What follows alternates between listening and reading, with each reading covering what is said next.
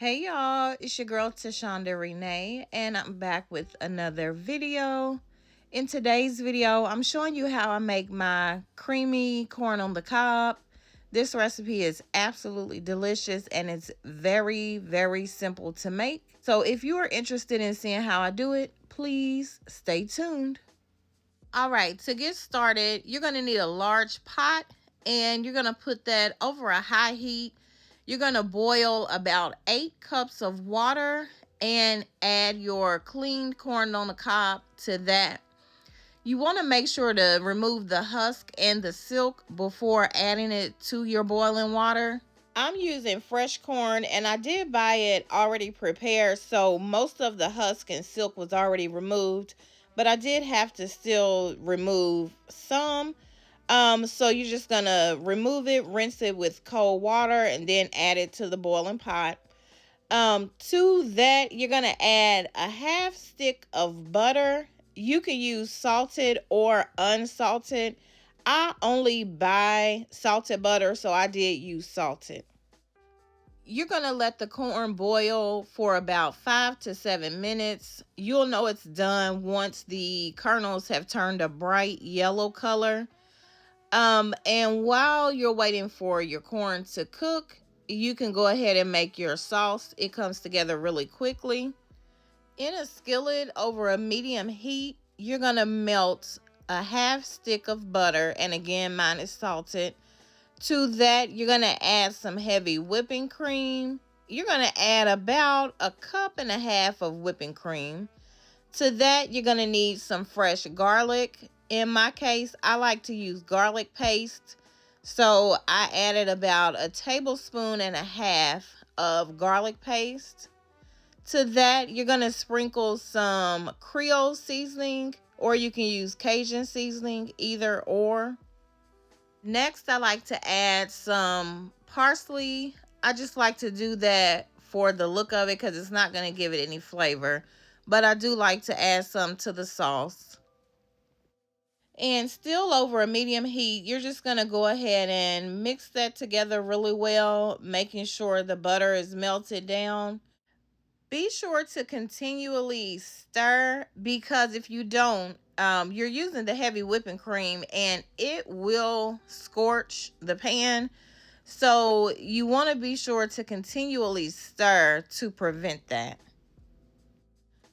Once you have the butter melted down and everything is mixed together really well, you're going to go ahead and add your Parmesan cheese. I am using pre-cut Parmesan cheese in a bag. If you want to do it fresh, you can absolutely use fresh cheese. But either way, it's going to be delicious. I'm adding about 3/4 of a cup of Parmesan cheese. You can completely freestyle this. If you like yours extra cheesy, go ahead and add more cheese. If you don't want it as cheesy, don't add as much. I will say add the cheese in slowly because the more cheese you add, the thicker this is going to become. And you don't want it too thick because you got to remember you're going to put this on your corn on the cob. After I added the cheese, I cooked my sauce for about 2 to 3 minutes and then I turned the heat off.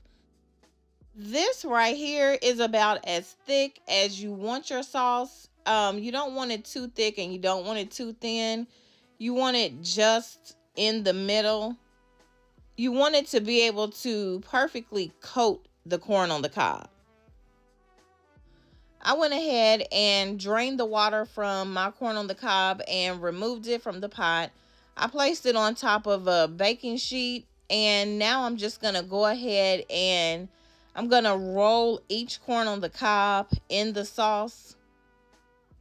And this is what I mean by the sauce perfectly coating the corn on the cob. It's not too thick and it's not so thin that you can't see the sauce on the corn on the cob. You're just going to go ahead and roll all your corn on the cobs in the sauce. And I'm going to place them back on the baking sheet. And that is actually it. You won't need any additional butter or seasonings because the sauce has the perfect amount of seasoning and butter. So now I'm going to go ahead and get my corn on the cob plated. This recipe is a huge hit anytime I make it. I usually make it for any family events, and everybody absolutely loves it. This recipe is a must try if you're a corn on the cob lover. It's simple to make, comes together in about 10 minutes, really less than 10 minutes. The corn is juicy and tender. The sauce is just perfect. And I think if you give this recipe a try, you're gonna love it. Be sure to drop down in the comments and let me know if you make creamy Cajun corn or not. Also, be sure to check out the description box. I'll have everything I used in the video listed down there as usual. And if you have not already done so, please subscribe to my channel. I would love to have you be a part of my YouTube family. Thank you so much for watching and have a great day.